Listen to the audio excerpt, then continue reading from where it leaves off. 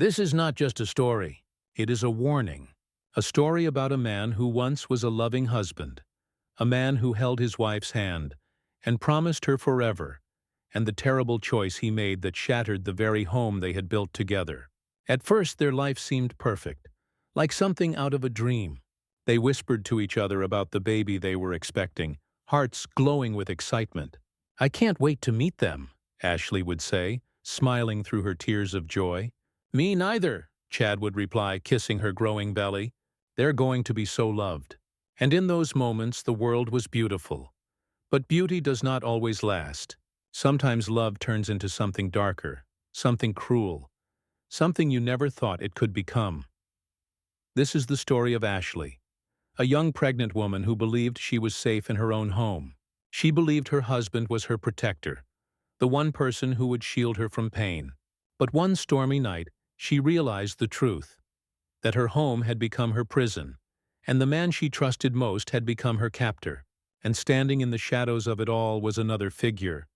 Mildred, her mother-in-law, a woman whose smile hid poison. What happens next will shock you. I promise this is a powerful, heartbreaking story filled with life-altering lessons about manipulation, betrayal, and the tragic cost of broken trust. So get comfortable, open your heart, and listen closely. And if this is your first time with us, don't forget to subscribe, turn on the notification bell, and give this story a thumbs up if it moves you. The rain lashed against the bedroom window that night, each drop hitting like impatient fingers knocking on the glass. The wind howled through the cracks, rattling the old frame. Inside, the room was dark and heavy with tension. Ashley lay curled beneath the blankets, her body aching in every joint, her strength drained. Only that morning she had come home from the hospital, warned by doctors to rest, warned that her baby's life depended on her staying calm. But calmness had long left this house. Chad stood over her bed, arms crossed, shoulders rigid. His face no longer belonged to the man she had married. The warmth, the gentle smile, the softness in his eyes, all gone, replaced by hardness, by anger that chilled her to the bone. His voice was flat, stripped of love. "Get up, my mother and I are hungry." "Go make dinner." Ashley's lips trembled as she tried to lift her head. Every bone in her body screamed with pain. She whispered, barely audible, "Chad, please. The doctor said I have to rest. I can't even stand. I'm still so weak." From the doorway came the voice that had become Ashley's nightmare. "Mildred." She stood there, arms folded, a satisfied smirk curling on her face. "So lazy," she muttered, loud enough to wound. "When I was pregnant with you, son, I worked from sunrise to sunset in the fields. And still, I cooked a hot meal every night for your father. This generation is weak. Too soft." Chad's jaw clenched. His mother's words always sank deep into him, feeding his anger, making it grow. He looked down at his wife, not with pity, not with concern, but with disappointment and disgust. "Did you hear me?" he snapped, voice rising. "I said get up and cook." Tears filled Ashley's eyes. This wasn't him. This wasn't the man who once knelt to rub her swollen feet when she was tired, who brewed her tea every single morning, who made her laugh until she forgot the world's weight. She searched his face, desperate to find even a shadow of that man, but all she saw was a stranger standing on the ruins of the love they once shared. To understand how they got here, we must go back. Just 2 years earlier, Ashley and Chad were the happiest couple anyone could imagine. Their love was simple, pure, and strong. Ashley, an orphan who had lost her mother long ago, had no family to call her own. But in Chad, she had found home. He was everything, her protector, her friend, her family. He treated her like a treasure too valuable for the world. When Ashley discovered she was pregnant, Chad wept with joy. He kissed her belly, whispering promises of fatherhood, swearing to protect both her and the child with his life. Their future looked so bright, so secure. But then came the idea, the suggestion that changed everything. Chad thought Ashley was too tired to manage on her own. He wanted his mother to come stay with them, to help with meals and cleaning. To Ashley, who longed for a mother figure she had never truly known, this sounded like a blessing. She welcomed Mildred with open arms, thinking she had been given a second chance at having a mother's love. But she had no idea she was opening the door to a snake who would coil itself around her happiness and squeeze until it died. Mildred had never approved of Ashley. She thought Chad had married beneath him, an orphan with no family, no money, nothing to offer. She had wanted someone else for her son, someone of her choosing, and she swore, silently, that she would destroy Ashley's peace. When Chad was home, Mildred played the role of the sweet, caring mother-in-law. But the moment he left for work, the mask slipped. She became cruel, cold, calculating. She ordered Ashley to scrub floors on her hands and knees, even as her belly grew heavy. When Ashley finished, exhausted and trembling, Mildred would spill food on the floor, cereal, jam, anything, and command her to clean it again. Nothing Ashley did was ever enough. Every effort was mocked, every kindness twisted. But worse than the cruelty was the poison Mildred dripped into Chad's heart. Whenever Ashley tried to speak up, Mildred turned into an actress. She would burst into tears the second Chad walked in, accusing Ashley of cruelty, of ingratitude. And Chad, who had always seen his mother as strong and loving, believed her. His disappointment grew. His trust in Ashley cracked. "Why are you so unkind to my mother? She's only here to help," he would say. And slowly love turned into doubt. Doubt turned into distance. And distance turned into something darker.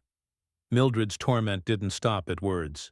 She began to tamper with Ashley's food and drinks. A little bleach in her water. A drop of cleaner in her juice. Soon Ashley grew sick, terribly sick.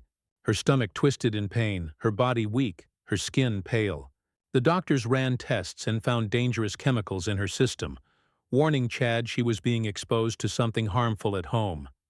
Ashley's heart knew the truth. She whispered through her fear, "Chad, I think it's your mother." But instead of protecting her, Chad exploded. "How dare you accuse my mother? She would never. You're lying because you don't want her here." That was the moment everything changed. Chad stopped being her shield. He became her accuser. From then on, he saw her as weak, lazy, ungrateful. He withheld money. He made her walk to the hospital alone, her swollen feet bleeding from the miles. He forced her to do heavy work, to wash his car, to clean from dawn until night while his mother sat smirking. Ashley's health collapsed. One day she fainted and was rushed to the hospital. Doctors begged her to rest. Chad only scoffed. "What is she doing that's so special? Every woman gets pregnant. Why is she so weak?" He paid the bill, but his heart was already closed. And now we return to this night. The rain pounding. The house cold. Ashley, frail and weak, just hours home from the hospital, being commanded to cook. Her tears fell freely as she pleaded, "Please, Chad. I can't. I'm in so much pain. I can't move my legs. Just for tonight. Can't you make a sandwich? I promise, tomorrow I will cook for you." But he sneered, disgust dripping from his voice. "A sandwich? I am not a child. A man comes home from a long day and expects a real meal." "You're nothing but lazy," her voice broke. "But I was in the hospital. And now you are home." He cut her off, his tone cold as stone. He stepped closer, towering over her. "I'm done with your excuses. Done with your laziness. This is the last time I'll say it. Get out of that bed and cook me my dinner." Ashley searched his eyes, desperate to find her husband, the man who had once loved her fiercely. But all she found was a stranger, a cruel stranger filled with his mother's poison, and with the last strength she had left, she whispered one word. No. It wasn't defiance. It was truth. A body already drained of everything it had to give. A spirit already broken. She could not go on, but Chad did not hear a plea. He heard only disrespect. And from the doorway, Mildred saw her chance. She glided forward, a shadow at his side, her voice like honey laced with venom. "Did you hear that, my son? After all you do for her. When I was pregnant with you, I worked from sunup to sundown. And still, every night I cooked your father a hot meal. I never complained. I never broke down from a simple fever. She is just lazy. Too lazy." Her words were a key turning a lock in his mind. A lock that shut away all reason, all compassion, all memory of the love he once had for the woman in the bed. All that was left was a cold, hard rage. "My mother is right," he said, his voice flat and empty of all emotion. "You are just lazy." "That's not true," Ashley whispered, shaking her head on the pillow. The movement sent a wave of dizziness through her. "I'm sick, Chad. The baby! The doctor said I have to be careful." She thought the baby, their child, was a magic word that could save her. She was wrong. "You use that baby as an excuse for everything," he snarled, his voice suddenly loud and sharp. He leaned over the bed, his face close to hers. She could smell the anger on his breath. "I'm sick of it. I am sick of you, Chad. Please." He didn't let her finish. He raised his hand. The slap was not just a sound. It was an explosion in the quiet room. It was the crack of a promise breaking. It was the end of everything. Ashley's head was thrown back against the headboard with a dull thud. A sharp, burning pain spread across her cheek, but it was nothing compared to the pain in her heart. In that one violent moment, the man she'd married died. A cruel stranger was wearing his face. He stood over her, breathing hard, his hand still tingling. He looked down at the red mark blooming on her skin, and he felt nothing. No regret, no shame, only the cold, hard satisfaction of power. "This marriage is over," he stated, each word a nail in the coffin of their life together. "I want you out of my house tonight." The words didn't make sense. Out? Where would she go? He knew she had no one. He was her only one. This house was her only safe place in the world. He turned to her closet and tore the doors open. He began to pull her clothes out, not caring as they fell from the hangers. He grabbed them by the handful and threw them to the floor. Mildred joined him, a grimly satisfied look on her face. She went to the dresser, pulling open drawers, dumping their contents. She picked up a small wooden box from Ashley's nightstand, the one holding the locket and faded photo of Ashley's mother. And without a moment's hesitation, she tossed it onto the growing pile of rejected things. "Please, no!" Ashley cried, a sound torn from her soul. "Not that. That's all I have of her." They ignored her. They were a team, a destructive force working together. When the pile was big enough, Chad turned back to the bed. "Get up." He didn't wait for her to obey. He grabbed her by the arm, his fingers digging into her soft skin like claws. He hauled her out of the bed. Her weak legs buckled, and she would have fallen if he wasn't holding her up with his cruel grip. The cold of the floorboards shocked her bare feet. He began to drag her. He dragged her from the bedroom, their sanctuary. He dragged her down the hallway past the smiling photos of their wedding. Her body was a dead weight, and her bare feet scraped against the floor. "You're hurting me, Chad," she sobbed, the words ripped from her throat. "The baby? You're hurting the baby." He did not reply. He did not even look at her. He was a man with a single simple task: to remove the garbage from his house. At the front door, Mildred was already there, throwing Ashley's belongings out onto the porch into the driving rain. Chad fumbled with the lock and pulled the door open. A wall of cold, wet air hit them. The night was a black, roaring monster of wind and rain. He dragged her over the threshold. With his free hand he shoved her. She stumbled forward, landing on her knees on the cold, wet concrete of the porch, amidst the soaking pile of her clothes.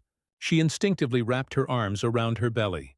She turned, looking up at him from the ground, a desperate final plea in her eyes. The rain was plastering her hair to her face, mixing with the tears that streamed down her cheeks. "Please, Chad, don't do this, I'm begging you. It's cold. The baby." He looked down at her, a pathetic, soaked creature at his feet. There was no pity in his eyes, only disgust. He saw his mother standing behind him, nodding, her face set like stone. It was all the approval he needed. He was about to slam the door shut. But one last vicious impulse born from his mother's poison took hold of him. He needed to hurt her one last time. He needed to make sure she understood that she was nothing. He drew back his foot, and he kicked his pregnant wife right in the stomach. The impact was a sickening thud. The air was stolen from Ashley's lungs in a silent scream. The force of the kick lifted her slightly and threw her sideways. She fell hard, and the side of her belly slammed against the sharp edge of the concrete porch step. A pain beyond all description. A white-hot tearing agony ripped through her entire being. It was a pain that erased thought, that erased everything but pure animal suffering. Chad watched her fall. He watched her curl into a ball on the wet concrete. And then, without another look, he stepped back inside the house, has slammed the door shut. The sound of the deadbolt sliding into place was the loudest sound in the world. Outside in the storm, Ashley lay broken. The rain washed over her, cold and merciless. She could feel a strange warmth spreading inside her, a terrible wetness that was not the rain. She cried out his name, but no sound came out. She was alone in the dark with a pain so immense it felt like the world was ending. Her vision began to blur, the darkness of the night closing in, swallowing her whole. Her hand, which had been clutching her belly, fell limp at her side. And then there was only silence. The sound of the deadbolt sliding into place was a sound of finality, a heavy metallic click that separated the world into two parts: the warm, dry house and the cold, wet darkness outside. Inside, Chad stood with his back against the door, his chest heaving, his hand was still on the lock. For a moment the only sound was his own ragged breathing and the relentless drumming of the rain against the roof. Mildred walked over to him and placed a soft, dry hand on his shoulder. Her touch was meant to be comforting, but it felt cold. "You did the right thing, Myson," she said, her voice smooth and calm.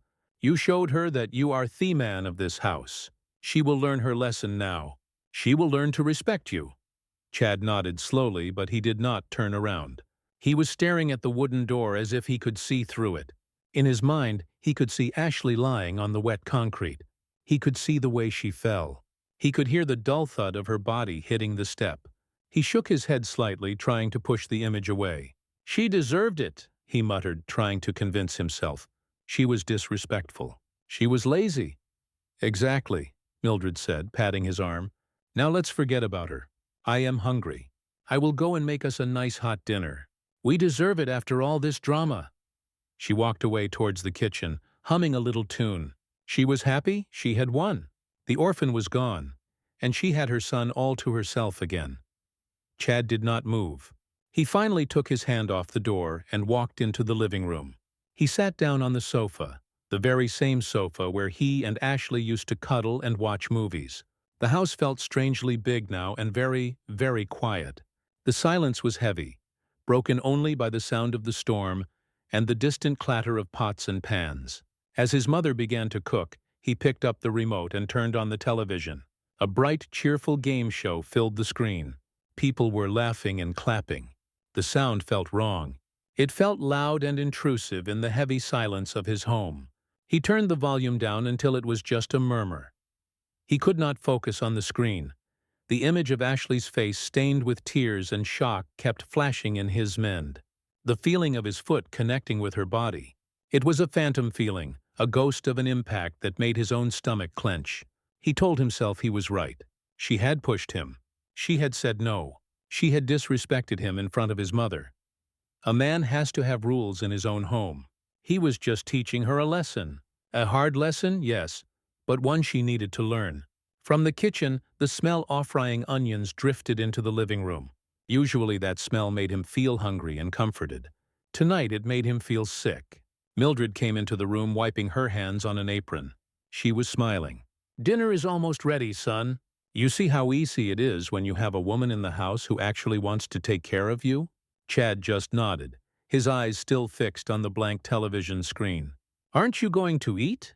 she asked, her smile fading a little. "I'm not hungry," he said, his voice quiet. "Nonsense," she said, her voice becoming a little sharper. "You must eat. You need your strength." She went back to the kitchen. Time began to stretch and slow down. Every minute felt like an hour. The rain did not stop. It was a constant accusing sound. He thought about Ashley out there in the cold. Was she still on the porch? Had she gotten up and walked away? Where would she go? He pictured her walking down the dark street, soaked and crying with nowhere to go. A small, unfamiliar feeling began to prick at his heart. It felt like guilt, but he pushed it down. This was her fault. She had made her choice when she said no. Another 20 minutes passed. Mildred ate her dinner alone at the kitchen table. Chad did not move from the sofa. The game show ended and a news program began. He was not watching. He was listening to the rain. He thought, maybe I should just check, just to make sure she's gone. I'll just open the door for a second and look. He stood up. "Where are you going?" Mildred asked from the kitchen. "Nowhere. Just stretching my legs." He lied. He walked back to the front door. His hand hesitated over the knob. What if she was still there? What would Hess say? What if she was crying and begging him to let her back in? His mother would be so angry. "Leave her out there, son," Mildred called out as if she could read his mind. "A little cold and rain won't hurt her. It will make her think about what she has done." He pulled his hand back from the door. His mother was right. He was being soft. He went back to the sofa and sat down. But the image in his head was getting worse. The way she fell. It wasn't a normal fall. It was heavy, limp, and the sound it made was not the sound of Apperson catching themselves. It was the sound of dead weight hitting concrete. He had kicked her. He had kicked her in the stomach. His pregnant wife, his baby, his own child was in there. What had he done? The small prick of guilt was no longer small. It was a giant sharp knife twisting in his gut. The cold anger was gone, replaced by a cold rising tide of fear. An hour had passed since he had slammed the door. An entire hour. He could not sit still any longer. He stood up, his heart pounding in his chest. "I'm just going to check on her," he said, his voice louder than he intended. "Chad, I told you to leave her be," Mildred said, coming to stand in the kitchen doorway. "No," he said, shaking his head, a terrible urgency taking hold of him. "Something's not right. I have to check." This time he did not hesitate. He walked to the door, his hands trembling as he turned the deadbolt. The click was loud and final, just as it had been an hour ago. He pulled the door open, and he saw her. She was still there. She had not moved. She was lying in a heap in a large puddle of rainwater that was stained a dark, terrifying red. The rain had plastered her hair to her pale, still face.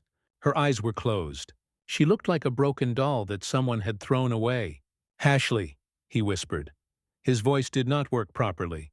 He stepped out onto the porch, his shoes splashing in the bloody water. The cold rain hit his face, but he did not feel it. He knelt beside her. "Ashley, get up," he said, his voice shaking. He touched her arm. Her skin was cold. So cold. Colder than the rain. He put his hand on her shoulder and shook her gently. "Ashley." She did not respond. Her head just lolled to the side. Her face was a strange, waxy color under the dim light of the porch lamp. Panic, raw and absolute, seized him. He leaned down, putting his ear next to her mouth, listening for the sound of breathing. There was nothing. No warmth? No air? Just a dead cold silence. "No," he breathed. "No. No. No. No. No." He pressed his shaking fingers against her neck, searching for a pulse, for any sign of life.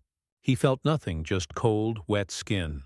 A scream built in his throat, a scream of pure animal terror, but it wouldn't come out. He was frozen, kneeling in the rain and the blood, staring at the lifeless body of his wife. From the doorway, Mildred watched, her hand over her mouth. The look of triumph was gone from her face, replaced by a pale, horrified shock. She had wanted to punish the girl, not this. Chad scrambled back away from the body, slipping on the wet concrete. He pulled out his phone, his finger so clumsy he could barely unlock it. He dialed the emergency number. "There's been an accident." He stammered to the operator, his voice a choked, unrecognizable thing. "My wife, she fell. She's not breathing. Please, you have to come now. Please hurry." He didn't remember the ambulance ride. It was a blur of flashing lights and screaming sirens. Hess sat in the back, watching the paramedics work on Ashley's still body. A flurry of desperate, urgent movements. At the hospital, they rushed her through a set of double doors, and he was left behind in a hallway that was too bright, too clean, and smelled of antiseptic. He and his mother were led to a small, empty waiting room. He collapsed into a plastic chair. Mildred sat beside him, silent and rigid. The minutes crawled by, each one an eternity of agonizing silence. Finally, a doctor came into the room. He was a tall man with tired, sad eyes. His green scrubs had small specks of blood on them. His name tag read Dr. Evans. He looked at Chad. His face was grim. There was no kindness in his expression, only a heavy professional weariness. "Mr. Henderson," Dr. Evans said, his voice quiet but firm. Chad looked up, his heart a block of ice in his chest. "I'm so sorry," the doctor began, and Chad's world began to tilt on its axis. "We did everything we could, but the trauma was too severe. We lost the babies." Chad stared at him, uncomprehending. The word echoed in the silent room. "Babies?" he whispered. Dr. Evans slowly nodded. "Yes, your wife was carrying twins. I'm very sorry for your loss." The word hung in the sterile air of the waiting room. Twins. It was not a word of joy. It was not a word of hope or of a future filled with laughter. It was a word that was a weapon.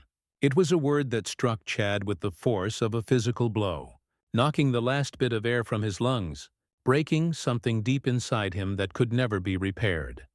He had not just destroyed one life he had helped create. He had destroyed two.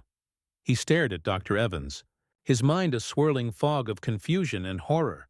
"No," he stammered, shaking his head as if he could deny the reality of the words. "No, we didn't know. We only thought just one." Dr. Evans' expression did not change. There was no pity in his eyes, only a weary sadness. It's not uncommon to miss it in an early ultrasound, but yes, it was twins. A boy and a girl. A boy and a girl. A son and a daughter. He had wanted a son to teach how to play ball. Ashley had dreamed of a daughter, a little girl whose hair she could braid. They had talked about it, laughed about it, dreamed about it together on the sofa in their once happy home. And now, because of him, because of a moment of stupid blind rage, they were gone. They had never even had a chance to breathe. Beside him, Mildred made a small choking sound. She put a trembling hand to her mouth, her face the color of ash. The reality of what had happened was crashing down on her, too. Her cruel games, her whispers of poison, her desire to punish the girl her son had married. It had all led to this, the death of her own grandchildren. Chad could not breathe. The walls of Thesmol waiting room seemed to be closing in on him. He felt the desperate need to escape, to run away from this terrible room, from this doctor with the sad eyes, from the truth of what he had become. He was not a husband. He was not a father. He was a monster. He looked at the doctor, his eyes wild with a desperate new hope. "Ashley," he croaked, his voice raw. "My wife, is she awake? Can I see her?" He had to see her. He had to tell her he was sorry. He had to beg for her forgiveness, even though he knew he did not deserve it. He needed her to be okay. He needed her to live so that some small piece of his soul would not be completely and utterly damned. Dr. Evans looked down at his clipboard, avoiding Chad's frantic gaze. The silence that followed was the most terrifying sound Chad had ever heard. "Your wife suffered a massive internal hemorrhage. The fall, combined with a powerful direct blow to her abdomen, caused a placental abruption and ruptured her spleen. She lost a catastrophic amount of blood before the paramedics even arrived." Every word was a hammer blow, a powerful direct blow. The doctor knew. He knew this was not a simple fall. "We managed to stabilize her in surgery," Dr. Evans continued, finally looking up. "But the blood loss was too great. Her brain was deprived of oxygen for too long. She has slipped into a coma." A coma. The word was both a relief and a new kind of terror. She was alive, but she was not there. She was trapped somewhere in the darkness, somewhere he could not reach her. "We are doing everything we can," the doctor said, his voice softening just a fraction. "But I need you to be prepared. Her condition is extremely critical. The next 24 hours will tell us everything." He was telling him that she was going to die. He wasn't saying the words, but the meaning was there, hanging in the cold, sterile air. Chad felt his legs give way. He slumped back into the hard plastic chair, his body completely numb. He could feel none of his hands or his feet. He could only feel a vast black empty hole where his heart used to be. Mildred began to cry. Not the loud fake sobs she used to trick her son, but real quiet racking sobs of a woman who has finally seen the true face of the evil she has created. The sound was ugly and pathetic. Chad did not even look at her. The next 2 days were a blur of sleepless, silent horror. They did not go home. They stayed at the hospital in that cold, soulless waiting room. Nurses would come and go, their faces always a mask of professional sympathy. Chad would ask for an update, and the answer was always the same. No change. He was allowed to see her once. He had to put on a gown and a mask. He stood in the doorway of the intensive care unit, looking at her through a pane of glass. This was not his Ashley. The woman in the bed was a stranger. Her face was pale and swollen with a dark, ugly bruise on her cheek, where his hand had struck her. Tubes and wires were coming out of her, connecting her to a crowd of beeping, sighing machines that were breathing for her, living for her. The only sound in the room was the steady, rhythmic whoosh of the ventilator, a machine that was doing the own thing her body could no longer do on its own. He looked at her still form, and the full crushing weight of his actions finally broke him. A wave of nausea and self-loathing, so powerful it made him physically sick, washed over him. He had done this. His hands, his foot, his anger, his weakness. He had turned his beautiful, vibrant wife into this broken thing, this collection of tubes and wires. He stumbled back from the window and ran to the men's room, where he was violently ill. He knelt on the cold tile floor with nothing left in him but shame and a grief, so profound it felt like it was dissolving him from the inside out. He did not speak to his mother. He could not even look at her. When he saw her sitting in the waiting room, her face red and puffy from crying, he felt a surge of pure, unadulterated hatred. This was her fault. She had planted the seeds of doubt and anger in his mind. She had whispered the poison in his ear. She had watered the evil inside him until it grew strong enough to kill. But he knew deep down that the fault was his own. She had given him the poison, but he was the one who had chosen to drink it. He was the one who had raised his hand. He was the one who had drawn back his foot. The monster was not just her. The monster was him. On the morning of the third day, Dr. Evans came to find them in the waiting room again. He did not need to say a word. The look on his face, a look of deep, profound sorrow and finality, said everything. "We ran another series of tests this morning," the doctor said, his voice heavy. "There is no brain activity. None at all. The machines are the only thing keeping her body functioning." Chad stared at him, his mind refusing to process the words. "I am so sorry, Mr. Henderson," Dr. Evans said, and this time there was real compassion in his eyes. "There is nothing more we can do. Your wife is gone." The words were gentle, but they were the most violent words Chad had ever heard. They were the sound of a door slamming shut forever. They were the sound of the end of the world. Gone. Ashley was gone. His beautiful, gentle Ashley, who had nobody in the world but him. He was supposed to be her safe place, her family, her protector, and he had killed her. Mildred let out a low, guttural wail, the sound of a damned soul. Chad did not make a sound. He felt nothing. The black hole inside him had consumed everything. There was no more pain, no more guilt, no more anything, just a vast, silent, and endless emptiness. He stood up from the plastic chair. He looked at his mother, at this woman whose petty hatred had orchestrated the destruction of his entire world. And then he looked at Dr. Evans. "What happens now?" Chad asked, his voice a dead, hollow whisper that did not sound like his own. Dr. Evans looked at him, his expression filled with a deep professional sadness. "What happens now," he said softly, "is that you will have to say your goodbyes. A nurse will be in shortly to speak with you about the necessary arrangements." The doctor gave them a final somber nod, and then turned and walked away, his footsteps echoing down the empty hall. He left them alone in the crushing silence of what they had done. As the doctor's footsteps faded down the long empty hallway, leaving behind a silence that was heavier and more suffocating than any sound, Chad and Mildred were left alone in the small waiting room. Two people stranded on a tiny island in an ocean of what they had done. Gone. Ashley was gone. The word was not just a word anymore. It was a physical thing. It was the hard plastic of the chair beneath him.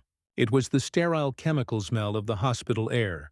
It was the empty space in the world where his wife, his children, his entire future used to be. A nurse came in a few minutes later. She was an older woman with kind, sad eyes that had seen this scene too many times before. She spoke in a soft, gentle voice. She had papers for Chad to sign, papers with cold, official words on them, like deceased and next of kin. His hand shook so badly that his signature was just a jagged, ugly line. He did not read the words. He just signed where she pointed. She asked them if there was anyone they needed to call, any family to notify. The question was a fresh stab of pain. Ashley had no one. He was her only one. The nurse did not know that she was talking to the man who was both Ashley's only family and her executioner. "No," Chad said, his voice a dry, rasping sound. "There's no one." The nurse gave him a small, pitying look and left them alone again. They sat there for what felt like hours. Mildred was still crying, her body shaking with quiet, pathetic sobs. Chad did not cry. He could not. The black hole inside him had swallowed all his tears. He was numb. He was empty. Finally, a security guard gently told them that they could not stay in the waiting room any longer. It was time to go. Time to leave the hospital. Time to go back to the house. The walk to the car was slow and dreamlike. The sun was out now. The sky was a bright, cheerful blue. It felt wrong. The world should have been dark and gray. The world should have been crying with him. But the sun was shining. People were walking by, laughing, talking on their phones, living their normal lives. They had no idea that his world had ended. The car ride home was completely silent. It was the same road they had driven down in a panic 3 days ago. Now there was no panic. There was no hope. There was just a thick, heavy silence that filled every inch of the car. Chad drove his hands like blocks of wood on the steering wheel. He stared straight ahead at the road, but he did not see it. He saw her face. He saw her lying in the rain. Mildred sat in the passenger seat, staring out the window. She kept dabbing at her eyes with a tissue.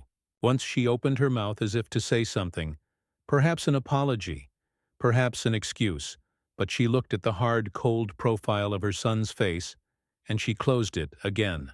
She knew there were no words. There was nothing to say that could fix this. When they pulled into the driveway of the little house, it looked exactly the same. The flowers Ashley had planted in the front garden were still there, bright and colorful. A newspaper was lying on the porch. Everything looked so normal, so peaceful. But it was a lie. The house was not a home anymore. It was a tomb. He turned off the engine. Neither of them moved to get out of the car. They just sat there in the silent car staring at the house. "I can't go in there," Mildred whispered, her voice trembling. "You will go in," he said, his voice a low, dangerous growl. "You will go in, and you will look at what you did." He got out of the car and walked to the front door. His hand shook as he put the key in the lock. The door swung open and he stepped inside. The house was exactly as they had left it.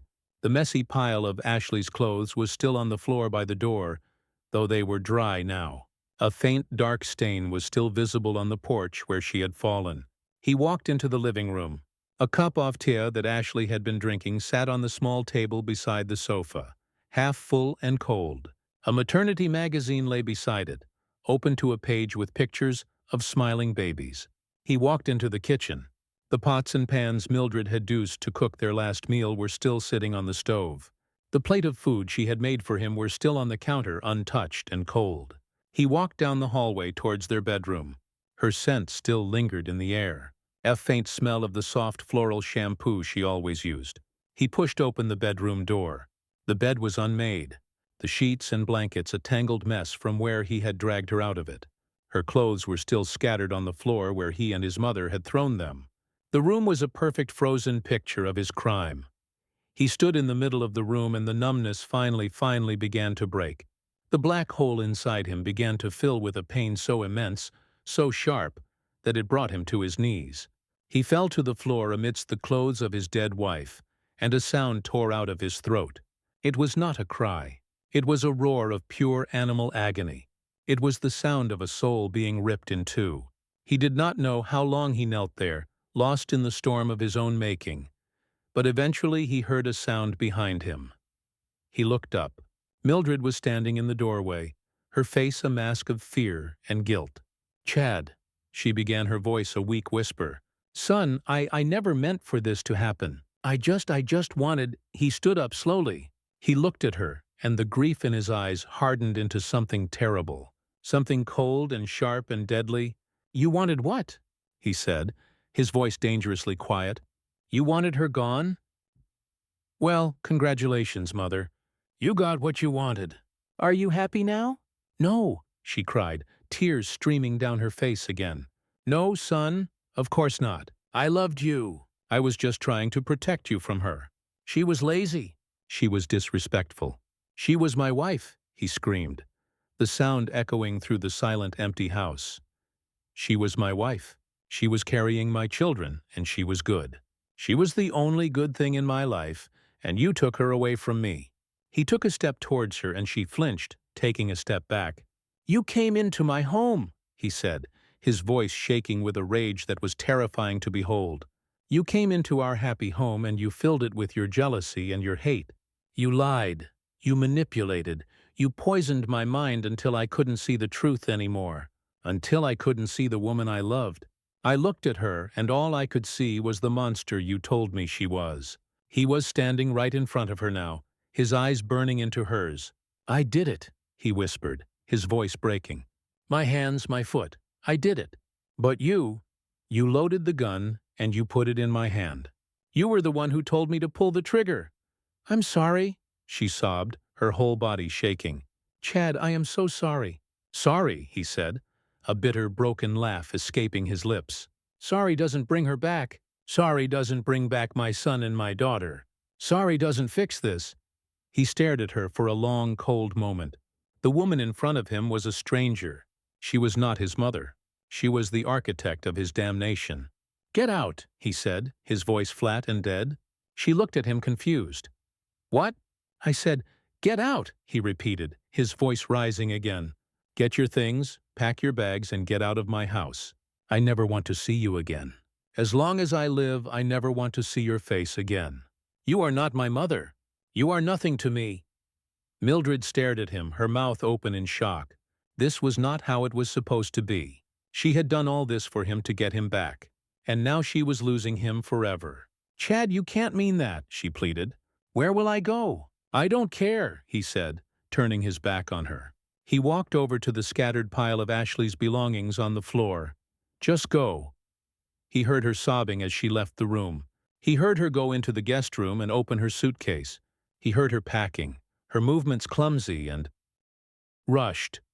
A few minutes later, he heard her struggling to pull her suitcase down the hallway. He heard the front door open, and then he heard it close. He heard a car start in the driveway, and then he heard it drive away until the sound was gone. And then there was only silence. He was alone, completely and utterly alone in the house that was once his home. He knelt down again among the clothes. His hand touched something hard and square under a sweater. He pulled it out. It was the little wooden box. The box with Ashley's mother's things. He held it in his hands. It felt heavy. He slowly opened the lid. Inside, resting on a piece of worn velvet, was the small silver locket and the faded photograph of a woman with Ashley's smile.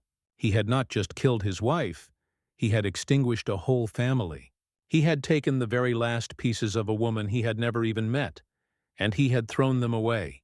He closed the box, holding it tightly in his hands, as if it were the most precious thing in the world. And he sat there on the floor of his empty bedroom, in the middle of the wreckage of his life, and he finally began to cry. The tears, when they finally came, were not a cleansing rain. They were a storm of acid, burning his eyes, scarring his soul. He sat on the floor of the bedroom, clutching the small wooden box, and he cried until there was nothing left inside him but a raw, hollow ache. He cried for Ashley. He cried for the son and daughter he would never hold. And he cried for the man he used to be, the good and loving man who was now dead and buried under the weight of what he had done. He did not know how long he stayed there, lost in his grief. Hours passed, the sun began to set, and the room grew dark around him. The darkness did not scare him. It felt like home. It felt like what he deserved. But then a new feeling began to rise up through the fog of his sorrow. It was a cold, sharp, and primal feeling. Fear. The doctor's words echoed in his mind. A powerful, direct blow. They knew. They knew she had not just fallen. Sooner or later, someone would come asking questions. Someone would come looking for the truth. And in that moment, a switch flipped in Chad's mind. The grief was still there, a giant gaping wound in his soul. But around it, a wall of ice began to form. It was the instinct for survival. He had destroyed his life, his family, his future. But he would not be destroyed. He would not go to prison. He would not spend the rest of his days in a cage paying for his sins. He had already lost everything. He would not lose his freedom, too. He stood up, his movements stiff and robotic. He looked around the bedroom at the scattered clothes, the unmade bed. This was not a room of grief anymore. This was a crime scene, and he was the criminal. He began to move with a strange, cold purpose. He went to the closet and found a large black trash bag. He started picking up Ashley's clothes from the floor, one piece at a time. The soft maternity dress she had loved, the sweater he had bought her for her last birthday. He shoved them all into the bag, his hands working mechanically, his heart a block of ice. He put the little wooden box carefully to one side. He would not throw that away. He stripped the sheets from the bed, the ones she had been lying on, and stuffed them into the bag as well. He gathered every trace of her from the room, every small thing that was hers, until the room was bare and sterile, like a hotel room where no one had ever lived. Then he went to the front door. He knelt on the porch, the same spot where she'd lain, and he began to clean. He found a bucket and a scrubbing brush in the garage. He poured bleach and strong soap onto the concrete, the chemical smell burning his nose. He scrubbed the dark, faint stain until his knuckles were raw, until there was not a single microscopic trace of her blood left. He cleaned until the spot was lighter than the rest of the concrete, a pale, clean scar on the face of his home. When he returned to the house, it was clean. It was empty. It was silent. He had erased her. 2 days later, they came. 2 detectives in plain clothes, a man and a woman. They knocked on his door, their faces serious and professional. Chad had prepared for this. He had showered. He had shaved. He was wearing a dark suit. He had practiced the look on his face in the mirror, the look of a grieving, devastated husband. He invited them in. He offered them coffee. He sat on the sofa, his hands clasped together, his shoulders slumped in sorrow. They were gentle with him at first. They offered their condolences. Then they began to ask their questions. "Mr. Henderson, can you tell us exactly what happened the night your wife had her accident?" The male detective asked, his voice calm. He looked at them, his eyes filled with practiced, well-rehearsed pain. "We had an argument," he began, his voice cracking just so. "It was a stupid argument about dinner. She had just come home from the hospital and she was tired. I was being selfish. I was angry." He paused, taking a shaky breath as if the memory was too painful. "She got upset. She said she needed some air. She ran out of the house. It was raining so hard. The porch was slippery. I heard a noise, a thud. I ran to the door and I found her there. She must have slipped and fallen." He put his head in his hands and pretended to sob. The woman detective looked at him, her eyes sharp and observant. "Mr. Henderson, the doctor's report mentioned injuries that seemed inconsistent with a simple fall.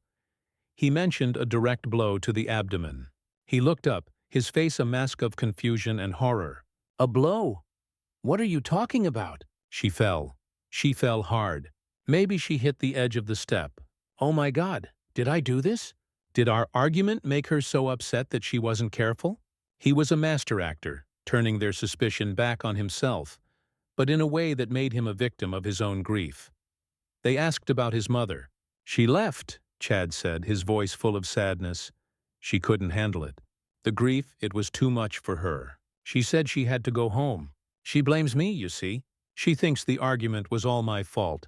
He gave them his mother's address and phone number, knowing she would be too terrified and too guilty to ever tell them the real truth. She would corroborate his story to save herself. The detectives looked around the clean, tidy house. There was no sign of a struggle. There was no mess. There was only the quiet, sad atmosphere of a home that had suffered a terrible loss. They looked at the grieving husband, a man who seemed to be torturing himself with guilt over a simple argument. They had their suspicions.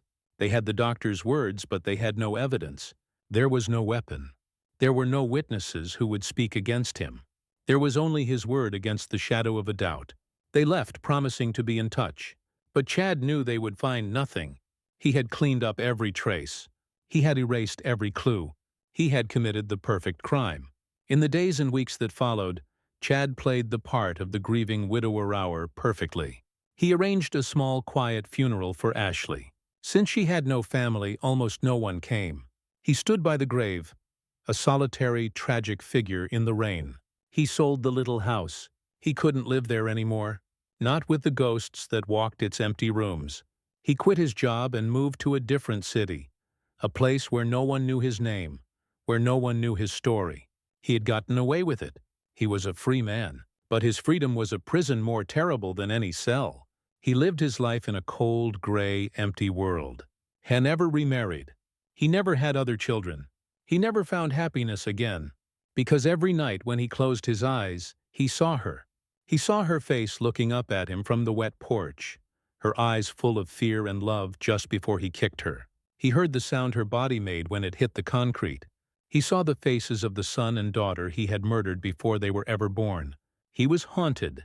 He had erased her from the world, but he could not erase her from his soul. Dear viewers, and so this is a story with no happy ending.